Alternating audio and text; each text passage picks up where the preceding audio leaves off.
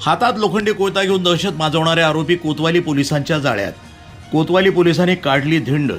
Social मीडियावर हातात धारदार लोखंडी कोयता घेऊन दहशत निर्माण करतानाचा व्हिडिओ व्हायरल झाल्यानंतर कोतवाली पोलिसांनी तातडीनं कारवाई करत दोघा आरोपींना अटक केली आहे. आरोपींकडून एक धारदार लोखंडी कोयता जप्त करण्यात आला असून त्यांच्या विरुद्ध भारतीय न्याय संहितेसह आर्म ॲक्ट अंतर्गत गुन्हा दाखल करण्यात आला आहे.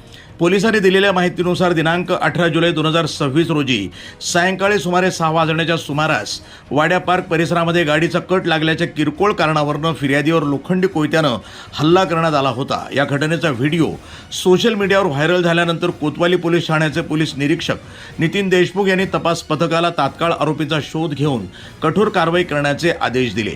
तपासादरम्यान पोलीस उपनिरीक्षक गणेश देशमुख आणि त्यांच्या पथकानं अमोल संजय चांदणे वय 23 राहणार केडगाव देवी मोहिनीनगर आणि प्रतीक बाळासाहेब पवार वय 20 राहणार साईराजनगर गजानन कॉलनी MIDC यांना ताब्यात घेतलंय. आरोपींकडून एक धारदार लोखंडी कोयता जप्त करण्यात आलाय. या प्रकरणी कोतवाली पोलीस ठाण्यात गुन्हा रजिस्टर्ड क्रमांक 691/2026 अन्वये भारतीय न्याय संहिता कलम 118(1), 351(1), 385 तसंच आर्म ॲक्ट कलम 325 अंतर्गत गुन्हा दाखल करण्यात आला असून आरोपींना अटक करून पुढील तपास सुरू आहे.